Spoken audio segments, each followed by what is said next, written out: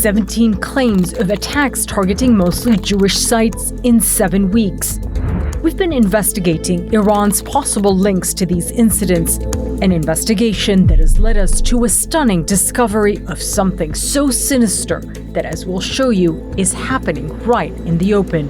They're asking me if I have access to Zionist individuals or assets. It was just a matter of time that one of our communities was going to come under attack. We saw him taken away by an ambulance. Days after the war in Iran began, firebomb and arson attacks hit buildings including synagogues, Jewish centers, and schools in Europe. A previously unheard-of group calling itself Harakat Ashab al-Yamin al-Islamia, the Islamic Movement of the Companions of the Righteous, claimed the attacks in not-so-sophisticated videos and statements. We found that the claims seem to first appear on these Telegram channels that are associated with Iranian-backed Iraqi groups.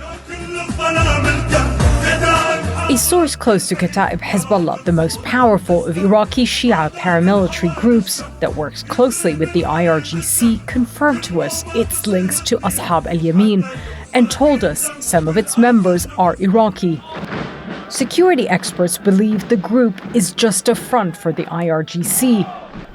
British counter-terrorism police are investigating Iran's potential links to the London attacks and whether the regime may be hiring criminal proxies to carry them out, possibly recruiting people online. When you think of online recruitment by foreign intelligence services, you might assume that's something happening in the deep, dark corners of the internet. But take a look at what we found. This Telegram channel in English and Hebrew called VIP Employment says it's recruiting, quote, high-paid agents. It claims for Iranian intelligence. If you're ready to take the next step, it says, hit the start button. Undercover, producer Flo and I started 2 separate chats, exchanging direct messages over several days with these accounts. So my conversation begins with someone calling themselves Sina. They quickly ask me lots of questions about myself, trying to get to know me. And then they assigned me a task. 2 posters, anti-Trump, anti-war posters. They asked me to film myself, putting them up on the streets of London and offer me $2 per poster paid in crypto. And later on in the conversation, they seemed to coach me on how to avoid CCTV cameras. Do it in a place where there are no surveillance cameras, they say. At one point, I question, how can I confirm you are Islamic Republic intelligence, as you say you are? And they say, the work I assigned you is against the policies of the filthy Zionist regime and America. With me, they get straight into it. What are my capabilities? What action can you take against Zionist individuals or assets? Do you have access to specific individuals or information, they ask. I ask what they mean by access to specific individuals or information. People who work in security and military agencies, such as the Shin Bet, the Army, and the Mossad, they say. And I asked them if they're only recruiting people in Israel. They said, no, we can hire anyone who can harm Israeli interests or individuals. And with those words, we decided to end the conversation there, but others appear to have taken the bait. We found VIP Employment, a channel with the same name, is alleged to have been used to recruit Israelis to spy for Iran, referenced in this indictment and other official documents. The Israeli men were given initiation tasks very similar to the one we were given by the Telegram account. From there, prosecutors say the men were tasked with filming government and military sites in exchange for money. One of them, an IDF reservist, was even offered more than $30,000 to assassinate his commander. We can't confirm any links between VIP Employment and the recent anti-Semitic attacks in Europe, but the one thing they seem to have in common is Iran. Here in the UK, the wave of attacks has left the small Jewish community feeling more vulnerable than ever.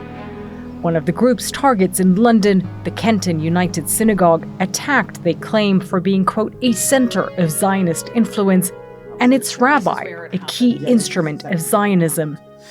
Just take you in here. Oh, yeah. The smell. Yeah, it's quite pungent, isn't it? And you can actually... Still smells of fire days after. 10 days after, and it's still quite pungent, isn't it? They came from the outside, They smashed his window in, and they threw a firebomb in here. You can see the damage that's been caused. Wow. I mean, how did you feel when you walked in and you saw this? I was really upset, obviously. I mean, it's only a medical room. I mean, we can replace it. We can redecorate it and everything else.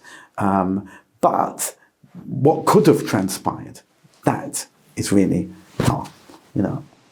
With anti-Semitism at record highs worldwide, Rabbi Black says the attacks were a shock, but not a surprise. My biggest concern is that it has to stop. People have to realize that what's happening elsewhere is happening elsewhere, but what's happening over here is plain anti-Semitism. A 17-year-old British national pleaded guilty to arson without endangering life. In a written statement, he apologized. He said he has nothing against the Jewish people and said that he didn't know that this was a synagogue. Many of the suspects here and elsewhere in Europe are teenagers. Authorities are warning anyone considering getting involved in these attacks for quick cash. They will be, quote, used once and thrown away. But it seems these attacks may have already opened the floodgates, emboldening others to follow. On our way back from the synagogue, we noticed a heavy police presence. As we were making our way, we heard that people had been stabbed here. And as we approached the police lines, we could see at the time the suspect was still on the ground, surrounded by the police. 2 visibly Jewish men were stabbed. From the shadows, Ashab al-Yamin claimed the attack without providing evidence of links to the suspect, who, according to police, has a history of mental illness and serious violence. Claim, confuse, intimidate, and inspire. That's all part of their tactics, leaving so many in this community bracing for even darker days ahead. Harakat Ashab, CNN, London.